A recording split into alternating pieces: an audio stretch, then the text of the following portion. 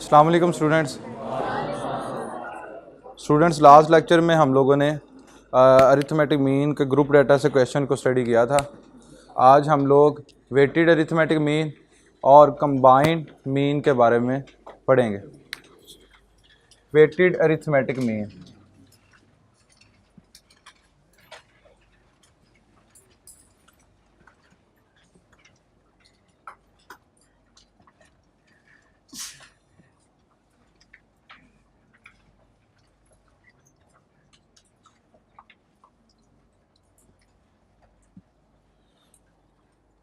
अगर बेटे हर एक वैल्यू की इम्पोर्टेंस जो है वो सेम हो ना, तो हम लोग सिंपल अरिथमेटिक मीन कैलकुलेट कर लेते हैं। वापस मेरी बात पे गौर कीजिएगा, अगर डाटे में दी गई हर एक ऑब्जर्वेशन जो है उसकी इम्पोर्टेंस सेम है, हर एक आइटम या हर एक ऑब्जर्वेशन की इम्पोर्टेंस सेम है, तो वहाँ पे बेटे हम लोग क्या कर लेते हैं, सिंपल अरिथमेटिक मीन कैलकुलेट कर लेते हैं। जैसे कि हमने देखी थी एक example 2, 4, 6, 8, 10।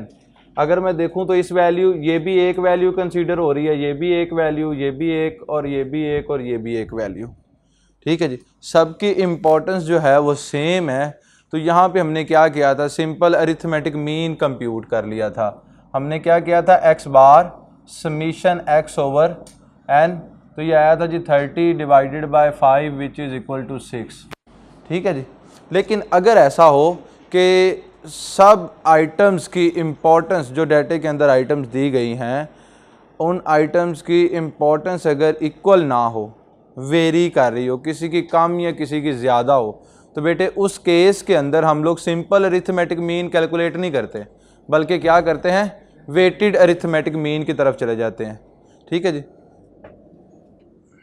Arithmetic mean, if arithmetic mean is computing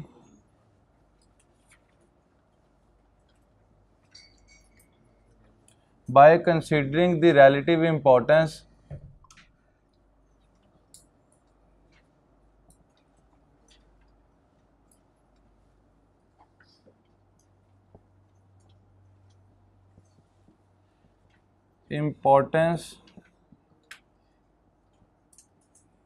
to each observation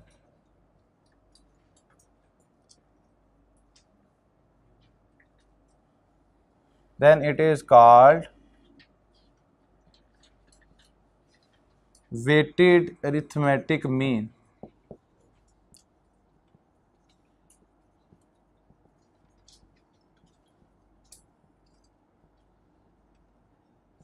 without example जो है वो बातें हवा में लगती हैं कि किस तरह से आइटम्स को इम्पोर्टेंस दी जाएगी, किस तरह से वेट्स वेरी करेंगे, तो हम लोग एग्जाम्पल से सीख लेते हैं। आपने पीआरसी में एडमिशन लिया, पीआरसी के 5 सब्जेक्ट्स हैं आपके पास, और वो सब्जेक्ट कौन कौन से, अभी इसका फार्मूला और बाकी चीज़ें मैं आपको बताता हूँ। यहाँ पे ये देखिएगा जी, हम एक एग्जाम्पल का सहारा ले रहे हैं, तो ये है जी सब्जेक्ट्स।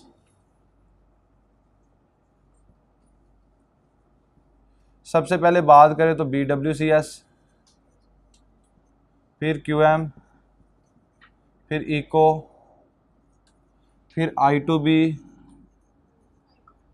और लास्ट वन I2A।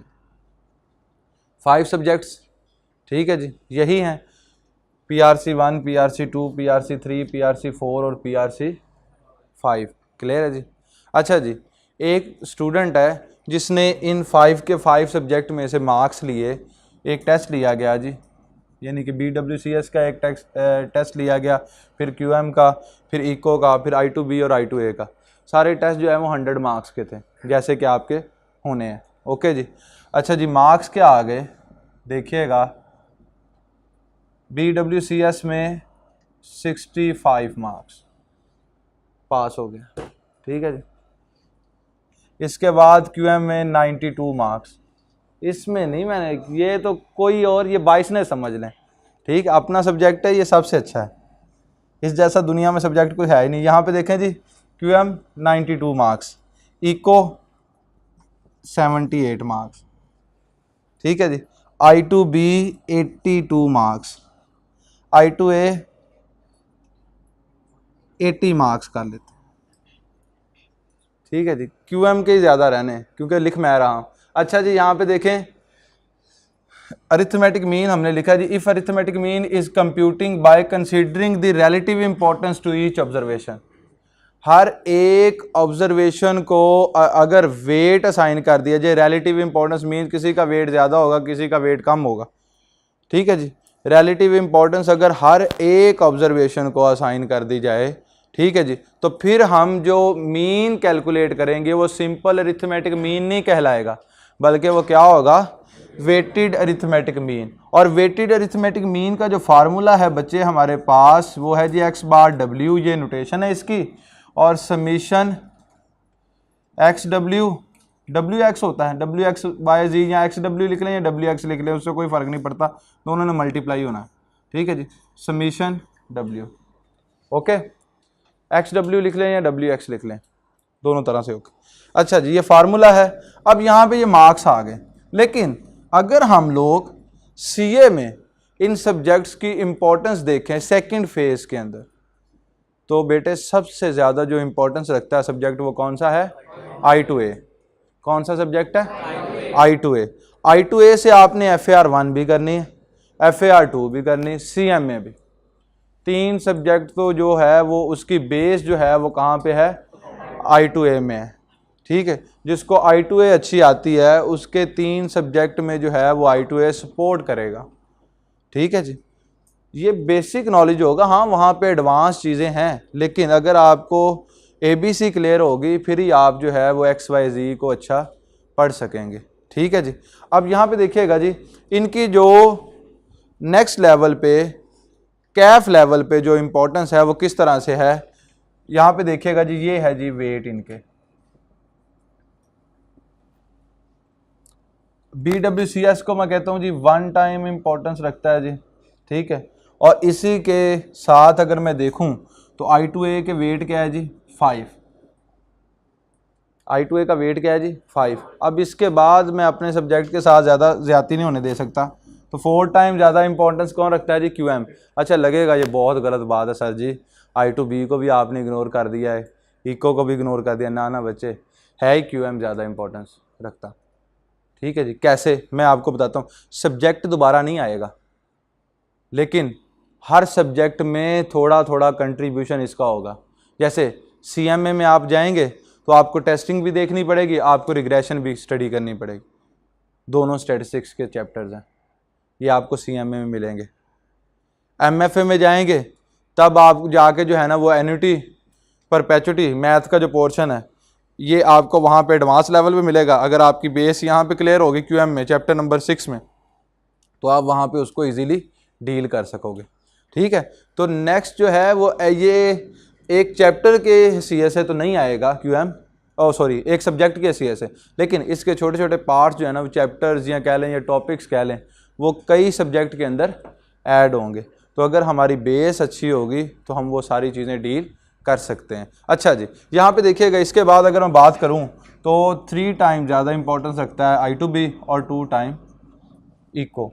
अब ज़रा गौर करें बेटे, ये आपके पास वैल्यूज़ थी कौन से वाली, ये वाली, जैसे 2, 4, 6, 8, 10, ये वो मार्क्स जो हैं वो क्या हैं जी, वो वैल्यूज़ हैं।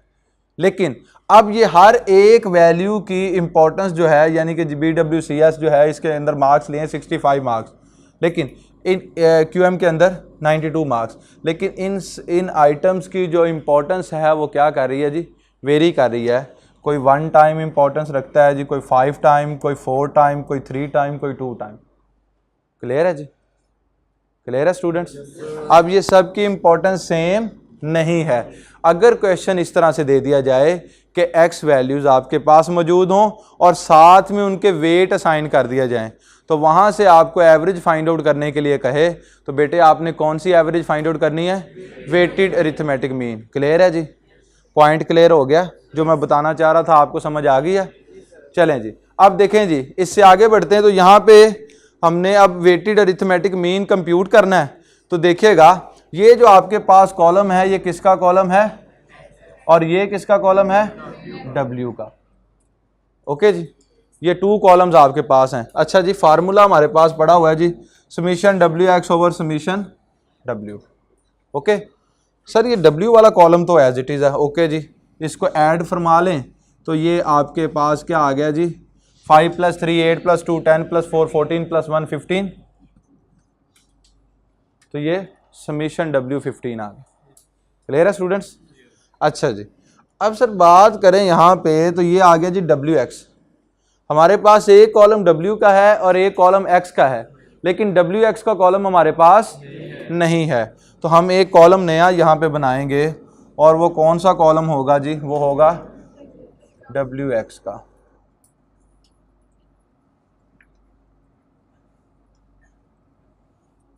WX का 65 × 1,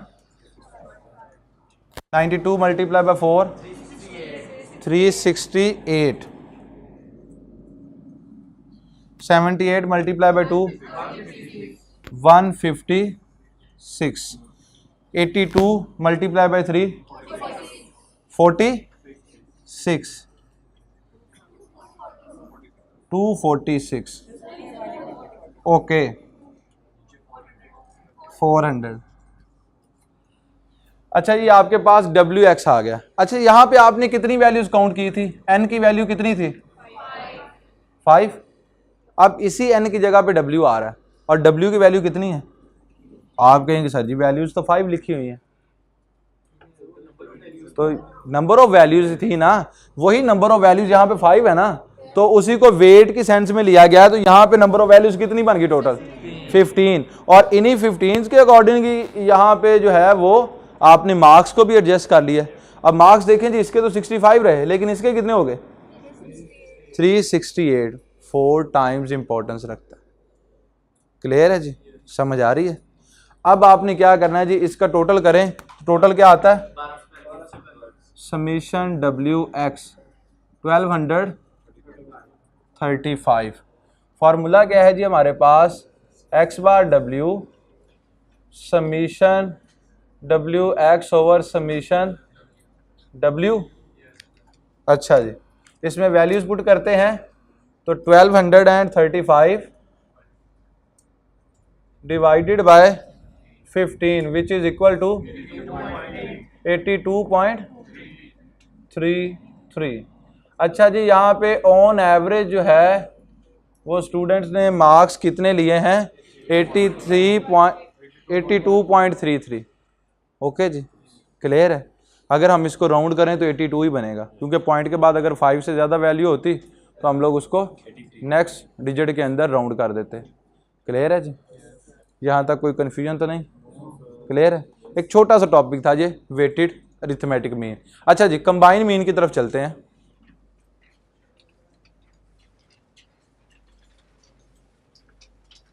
कंबाइंड मीन, इधर देखना जरा, लास्ट वाले भाई, ये लिखा हुआ नजर आ रहा है? कंबाइन लिखा हुआ नजर आ रहा है, और कुछ लिखा ही नहीं मैंने बेटे। हाँ, बस ये पूछना चाह रहा था कि वहां तक नजर आ रहा सही? अच्छा जी, कंबाइन मीन।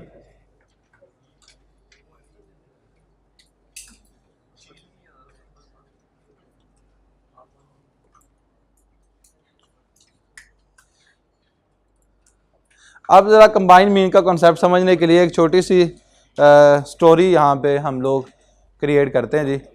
देखिए जी, मैंने QM का टेस्ट लिया एक। यहाँ पे अगर देखा जाए तो इस बैच के अंदर गर्ल्स भी हैं, बॉयज़ भी हैं। ओके, हम लोग यहाँ पे अज्यूम कर लेते हैं कि 110 बॉयज़ हैं और 40 गर्ल्स हैं। यहाँ 100 बॉयज़ हैं, 50 गर्ल्स हैं। ओके, अब जैसे मैंने QM का टेस्ट लिया ना, तो बॉयज़ में से किसी के मार्क्स 62, किसी के 92, किसी के 82, किसी के 83, किसी के 78, किसी के 74। लेकिन जब मैंने बॉयज़ वाले ग्रुप की एवरेज फाइंड आउट की, तो बॉयज़ वाले ग्रुप की एवरेज जो है वो मेरे पास कितनी आ गई? चलें जी, मैं यहाँ पे ग्रुप 1 कह देता हूँ जी, बॉयज़ के ग्रुप को। दुनिया में दे रहा हुआ कि नहीं? हो गया? चलें वापस आ जाते हैं फिर इस जगह पे। अच्छा जी, इधर नजर नहीं आएगा? उधर, इधर से कोई बात नहीं, कोई बात नहीं, कोई बात नहीं। यहां पे देखें जी, ग्रुप 1 कह लें। ग्रुप 1 जो है वो बॉयज़ का ग्रुप है, और मैं साथ साथ डेफिनेशन को एक्सप्लेन कर दूंगा। डेफिनेशन बेसिकली नहीं है, एक्सप्लेनेशन ये टॉपिक की। तो ग्रुप 1 जो है यहां पे आ गया बॉयज़ का, और नंबर ऑफ बॉयज़ कितने थे जी अभी बताए, 100, और इनका जो एवरेज स्कोर है वो आ गया 78 मार्क्स। कितना, 78 मार्क्स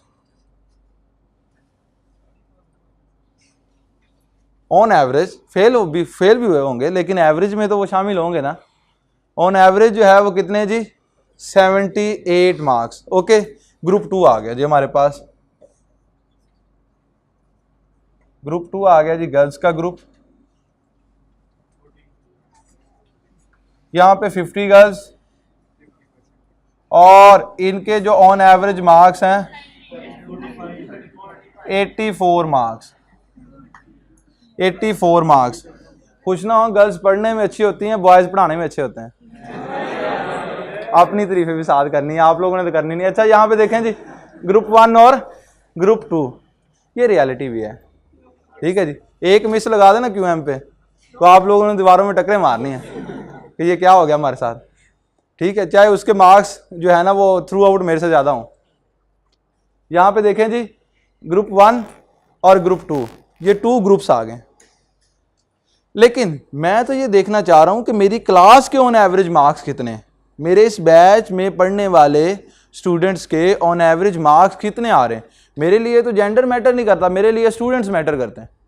अब मैं ओवरऑल मीन कैलकुलेट करना चाहता हूं कि पूरी क्लास की एवरेज क्या है। यहां पे हम लोग किसकी तरफ चले जाएंगे, कंबाइन मीन की तरफ। जब आपके पास एक से ज्यादा डेटा सेट्स होंगे और उनके मीन भी गिवन होंगे। ठीक है जी, लेकिन आप ओवरऑल मीन कैलकुलेट करना चाहेंगे तो बच्चों आप किसकी तरफ मूव करेंगे, कंबाइन मीन की तरफ मूव करेंगे।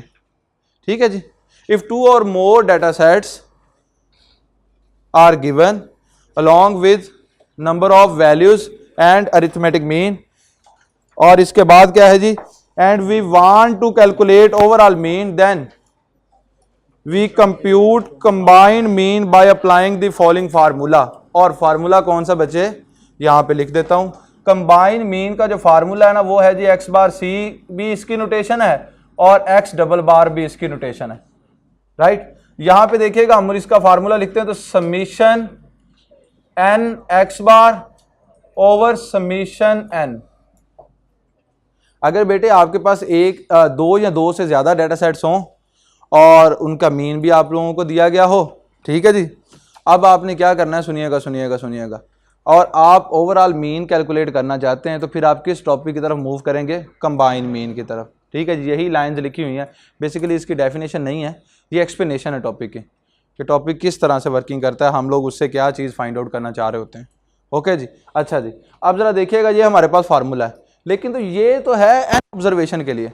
अगर हमारे पास 2 डेटा सेट्स हैं तो ये फार्मूला कहाँ तक ओपन होगा, देखिएगा x बार c, तो यहाँ पे देखिए समीशन है ना जी, ये समीशन किसको शो करता है, ऐड कर दें। ओके जी, इन दोनों को मल्टीप्लाई करें और ऐड कर दें, फिर इन दोनों को मल्टीप्लाई करें, फिर ऐड कर दें, फिर इन दोनों को मल्टीप्लाई करें, ये नेक्स्ट टर्म के साथ ऐड करते चले जाए। अच्छा जी, यहाँ पे देखें तो अगर मैं इसको ओपन करूँ 2 डेटा सेट्स के लिए तो ये आ जाएगा जी n1 x bar 1 plus n2 x bar 2 over n1 plus n2।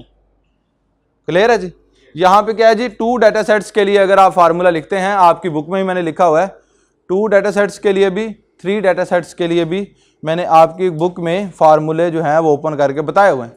ठीक है जी, जितने डेटा सेट्स आपके पास होंगे उतना ही फार्मूला ये एक्सपैंड करता चला जाएगा। क्लियर है जी, अच्छा जी, ये है जी 2 डेटा सेट्स के लिए।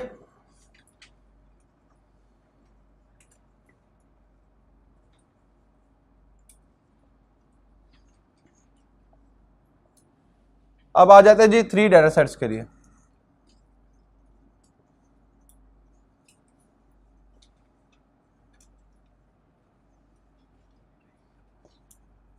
अगर मैं 3 डेटा सेट्स की बात करूं तो ये फार्मूला किस तरह से आ जाएगा, x बार c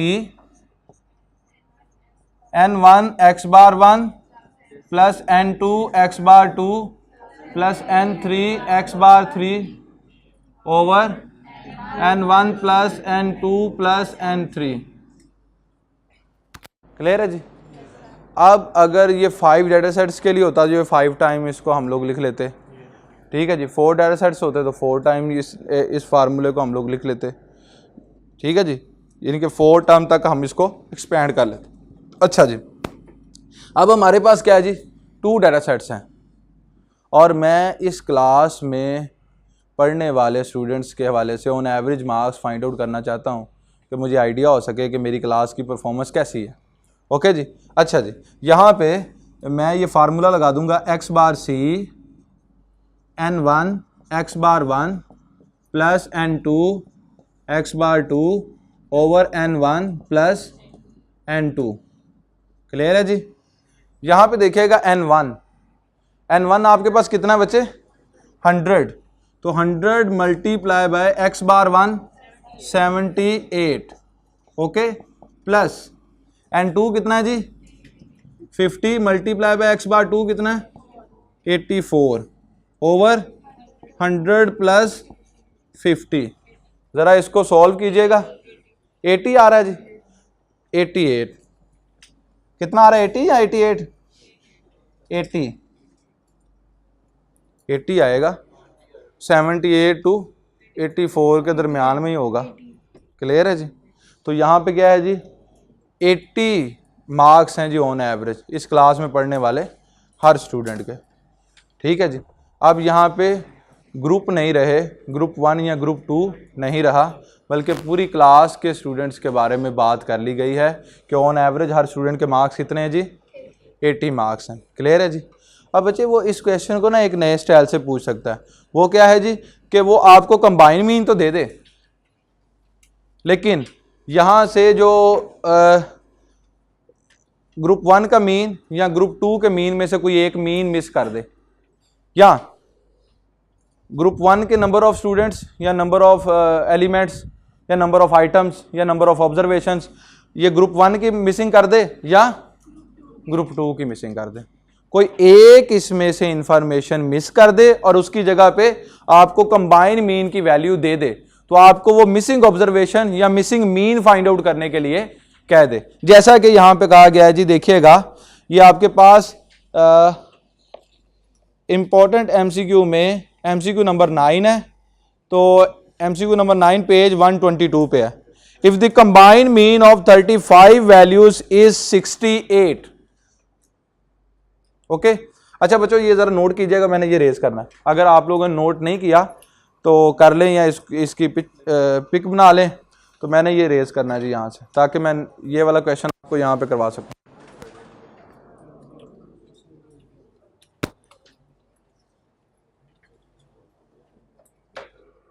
समझा रही थोड़ी बहुत क्या बात है? तो बेटे इधर आग कोने में ना बैठो, इधर से तो वैसे ही आधा नजर ऊपर से डबल बैठ रही हो, ठीक है, और एक कोने में बैठे हुए। टार्जन मूवी देखी ना, उसमें वो कहते होते हैं डबल बैटरी जिसने ग्लासेस लगाई होती हैं। ये दीजिएगा। नहीं, वो जो हीरो होता है फिल्म का उसको नहीं कहते, उसने भी। अच्छा चलें जी, ये आइएगा ज़रा यहाँ पे इम्पोर्टेंट एमसीक्यू नंबर 9 की तरफ।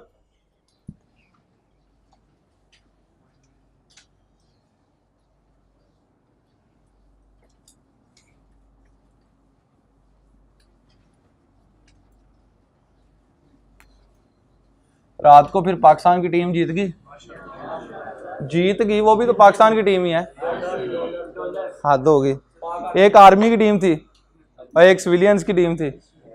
सिविलियंस की टीम हार गई, आर्मी की टीम जीत गई। अच्छा जी, ये बात बाहर नहीं निकालनी, वीगो डाला आ जाता है। अच्छा जी, यहाँ पे क्या कहा है जी, if the combined mean of 35 values is 68। 35 values हैं और इसका जो मीन है वो क्या है 68। कंबाइन मीन उसने 68 दिया है। इंडिविजुअल मीन नहीं है, ये फाइनल रिजल्ट उसने हमें दे दिया। अच्छा जी, फिर हमसे क्या पूछ रहा है? And the mean of 15 values is 54। 15 values का जो मीन है वो कितना है? 54 है। अच्छा बेटे 35 वैल्यूज टोटल हैं, उसमें 15 वैल्यूज का मीन 54 है, तो रिमेनिंग कितनी वैल्यूज होंगी? 20 वैल्यूज होंगी। वैसे उसने क्वेश्चन में बता दिया है, लेकिन अगर ना भी बताता तो हमें पता था, क्योंकि उसने टोटल वैल्यूज बता दी थी। ठीक है जी, अब इससे आगे बात की है, then find the mean of remaining 20 values. Then find the mean of remaining 20 values. ये x बार 2 फाइंड आउट करना। कंबाइन मीन दे दिया, फाइंड करने के लिए क्या कहा? x bar 2। ओके, आप जरा देखिएगा, यहां पे आपके पास फॉर्मूला आ जाता है x bar c n1 x bar 1 plus n2 x bar 2 over n1 plus n2, n1 plus n2। Okay जी, अच्छा इसमें वैल्यूज पुट करते हैं, तो x बार c की वैल्यू हमारे पास क्या है? 68। n1 की वैल्यू क्या है? 15, और x बार 1 की वैल्यू क्या है? 54 प्लस n2, तो n2 हमारे पास क्या है? 20, और 20 x बार 2, और यहां पे आ गया जी 15 प्लस 20। अब एक तो बेटे मैनुअल मेथड है कि क्या करें जी, इनको ऐड करके यहां पे लाके मल्टीप्लाई करें, फिर इन दोनों को मल्टीप्लाई करके इसको लेफ्ट साइड पे ले आएं, और फिर जाके आप x बार 2 की वैल्यू फाइंड आउट करें। और एक मैंने कल आपको इक्वेशन सॉल्व करने वाला मेथड बताया, उससे डायरेक्ट हमारे पास फाइनल रिजल्ट आ जाएगा। एक दफ़ा तो मैं मैनुअल मेथड के साथ करवा देता हूँ, और साथ ही आपको इससे नेक्स्ट स्टेप करने की ज़रूरत नहीं पड़ेगी, आपके पास डायरेक्ट रिजल्ट आ जाएगा। मैं आपको गाइड करता हूँ जी कैसे। यहाँ पे देखिएगा ये 35, ठीक है जी, 35 मल्टीप्लाई हुआ इधर आके 68 के साथ, तो क्या आ गया? 2380। क्लियर है जी? 15 मल्टीप्लाई बाय 54, 810 प्लस 20x बार 2। ये 810 जो है ये लेफ्ट साइड पे आके माइनस हो गया जी, तो यहाँ पे इसमें से माइनस कर दें तो आपके पास क्या बच गया जी? 1570। ओके, यहाँ पे आ गया 20x बार 2। अब ये 20 साइड पे आके डिवाइड हो गया, तो x बार 2 की वैल्यू क्या आ गई? 78.5। तो ये है जी सेकंड मीन। ओके, ग्रुप 2 का मीन आपके पास क्या है बच्चे? 78.5। क्लियर है जी? अच्छा, अगर हम लोग इसको कैलकुलेटर से डायरेक्ट करते हैं तो किस तरह से? आप सबसे पहले यहां पे लिखते जी 68 लिख लिया। अब इसके बाद इक्वल का बटन कैलकुलेटर पे लाने के लिए आप क्या करते? अल्फा और कैल्क का बटन प्रेस करते, अल्फा और कैल्क। ठीक है जी, अल्फा का बटन प्रेस करें तो शिफ्ट के नीचे कैल्क का बटन है CALC, प्रेस करेंगे तो आपकी कैलकुलेटर की स्क्रीन के ऊपर इक्वल का बटन इस तरह से शो हो जाएगा, इक्वल का साइन, सॉरी। ओके, अब इसके बाद यहां पे बॉक्स ओवर बॉक्स शो करना है, फ्रैक्शन शो करनी है, तो किस तरह से? शिफ्ट के नीचे सेकंड बटन है, शिफ्ट के नीचे सेकंड बटन है, आप उसको प्रेस करेंगे तो यहां पे क्या आ जाएगा आपके पास? Box over box. ओके जी, आ गया। अब आप क्या करेंगे? अब यहां पे आप कर्सर इस जगह पे ब्लिंक कर रहा है, आपने यहां पे लिखना है जी, ब्रैकेट ओपन करनी, ब्रैकेट ओपन करें जी, तो ब्रैकेट ओपन की तो यहां पे लिखें जी 15 मल्टीप्लाई बाय 54 और ब्रैकेट क्लोज कर दें। ओके, फिर प्लस का बटन प्रेस करें, आपके पास यहां पे इस तरह से प्लस का साइन आ जाएगा। आ गया जी। अब आपने क्या करना है? यहां पे लिखना है 20, और यहां पे है जी x बार 2। अब कैलकुलेटर पे x बार 2 नहीं आएगा, कैलकुलेटर पे अननोन x जनरेट होता है। अब आपने किस तरह से जनरेट करना है? अल्फा और क्लोजिंग ब्रैकेट, पहले अल्फा का बटन प्रेस करें और उसके बाद क्लोजिंग ब्रैकेट वाला करके देखें जरा, यहां पे x शो हो रहा है, ये आपके पास x आ गया। अब जो x का आंसर होगा वही आपके पास x बार 2 का आंसर होगा। क्लियर है जी? अच्छा जी, अब आपने कर्सर नीचे ले आना है। कर्सर नीचे लेके आए तो आपके पास यहां पे क्या है जी, 15 + 20। ये आपकी कैलकुलेटर की स्क्रीन के ऊपर ये इस तरह से लिखा हुआ शो हो रहा होगा। हो रहा है जी सबका? अब आपने क्या करना है जी, रिजल्ट लेना है। आप शिफ्ट और कैल का बटन प्रेस करें, पहले शिफ्ट और उसके बाद कैल का बटन प्रेस करें।